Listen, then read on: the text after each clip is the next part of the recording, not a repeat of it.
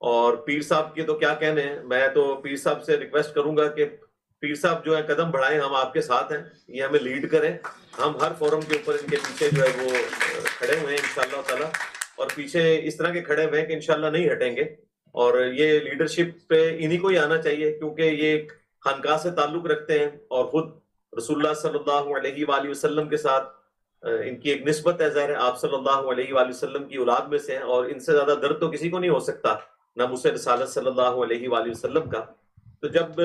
گیلانی صاحب فرنٹ سے لیڈ کریں گے اور ہمارے جیسے لوگ ان کے ساتھ شامل ہوں گے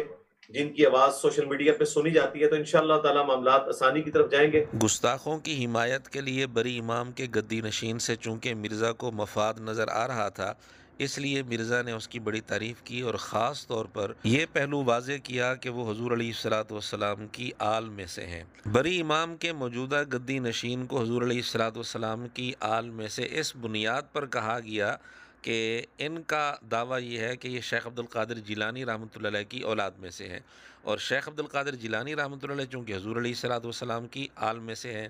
آپ کی اولاد میں سے ہیں، اس بنیاد پر مرزا نے بری امام کے موجودہ گدی نشین کے متعلق یہ بات کی ہے کہ وہ حضور علیہ الصلوۃ والسلام کی اولاد میں سے ہیں، یعنی اپنے مفاد کے لیے مرزا نے شیخ عبد القادر جیلانی رحمۃ اللہ علیہ کے 800-900 سال بعد آنے والے ایک شخص کو حضور علیہ الصلوۃ والسلام کی اولاد میں سے قرار دیا، اور اس پر کسی قسم کا کوئی وسوسہ، کوئی شبہ پیدا کرنے کی کوشش نہیں کی۔ لیکن جب اسی مرزے کو شیخ عبد القادر جیلانی رحمۃ اللہ علیہ کی کسی بات سے اختلاف ہوا، کوئی ان کی بات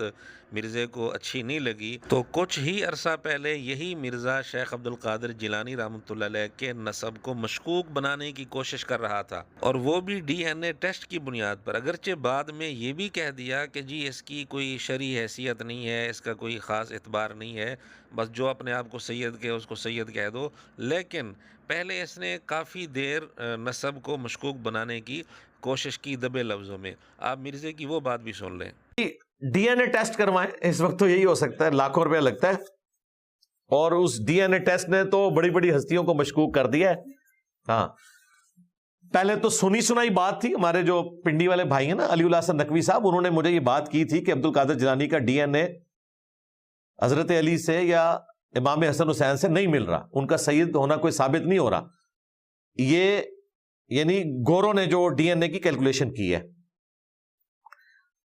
تو میں نے ان کی بات کہیں سٹور کی ہوئی تھی، ابھی اگلے دنوں کو 3-4 ہفتے پہلے نا ہمارے لائیو سیشن میں ایک بندہ جرمنی سے آیا، اور وہ بندہ بہت ماشاءاللہ پڑھا لکھا بندہ، مختلف انٹرنیشنل کانفرنسز میں شریک بھی ہوتا ہے، اس کا اپنا شغف بھی ہے، یہ بین المذاہب جو کانفرنسز ہوتی ہیں یہودیوں کی، کرسچنز کی، ان میں بھی جاتا ہے، وہاں کے کافی سارے اعتراضات جو اسلام پہ وہ لے کے آتا ہے، پھر لائیو سیشن میں سوال کرتا ہے، پھر میں جواب دے دیتا ہوں۔ تو اس نے اب آگے پتا کیا سوال کیا، اس نے کہا جی کہ یہاں تو جو سید کہلاتے ہیں سب کانٹیننٹ میں، اور آپ لوگوں نے عبد القادر جیلانی کے بارے میں کلیم کیا ہے، تو اس نے کہا جی ہمیں تو ایک شیعہ عالم نے کہا ہے کہ یہ عبد القادر جیلانی کو آپ نے جان بوجھ کے سید ڈکلیئر کیا ہے، کیونکہ اس وقت تک سنیوں پہ یہ تان کیا جاتا تھا کہ کوئی سید بزرگ نہیں ہے آپ کے اندر۔ اچھا، یہ بات کسی حد تک درست ہے، یہ جتنے صوفی ہیں نا کوئی بھی ان میں سید نہیں ہے، ایک آپ کو یہ علی اجویری صاحب ملیں گے یا عبد القادر جیلانی، لیکن اگر آپ کے سامنے کوئی بندہ اپنے آپ کو سید کلیم کر رہا ہے، آپ کو کوئی رائٹ نہیں پہنچتا کہ آپ اس کا ڈی این اے جا کے چیک کروانا شروع کر دیں۔ ظاہر ہے یہ کوشش ہے، ابھی ایوالو ہوگی۔ جی ناظرین، دیکھا آپ نے مرزا نے دبے لفظوں میں کس طرح شیخ عبد القادر جیلانی رحمۃ اللہ علیہ کے نسب کو مشکوک بنانے کی کوشش کی، اگرچہ آخر میں ایک جملہ کہہ دیا کہ جو سید ہونے کا دعویٰ کرے ہم اس کو سید مان لیں گے، ڈی این اے ٹیسٹ کی ضرورت نہیں ہے۔ جب ضرورت ہی نہیں ہے تو پھر یہ ساری بات کرنے کی ضرورت کیا تھی؟ وسوسہ ڈالنے کی، شبہ پیدا کرنے کی ضرورت کیا تھی؟ خیر، شیخ عبد القادر جیلانی رحمۃ اللہ علیہ کا نسب تو اتنا واضح ہے، اتنا مشہور ہے کہ مرزے کے شکوک و شبہات پیدا کرنے سے ان کے نسب میں کسی قسم کا کوئی شک پیدا نہیں ہو سکتا۔ لیکن آج کے کلپ میں مرزے کا یہ چہرہ آپ کو دکھانا مقصود ہے کہ جب مرزے کو مفاد تھا تو کس طرح بڑے اطمینان سے بری امام کے موجودہ گدی نشین کو حضور علیہ الصلوۃ والسلام کی اولاد میں سے مان رہا ہے۔ یہاں مرزا نے یہ بات نہیں کی، وسوسہ ڈالنے کی، شبہ پیدا کرنے کی کوشش نہیں کی کہ جی ان کا ڈی این اے ٹیسٹ کے مطابق تو نسب ان کا ثابت نہیں ہوتا، اور بڑی شک والی بات آ جاتی ہے، مشکوک ہو رہا ہے، اس قسم کی کوئی بات یہاں نہیں۔ جب مرزا شیخ عبد القادر جیلانی رحمۃ اللہ علیہ کے متعلق وہ باتیں کر رہا تھا تو اس کے متعلق تو اس کو بطریق اولا یہ باتیں کرنی چاہیے تھی، لیکن اس کے متعلق کیوں یہ باتیں نہیں کی،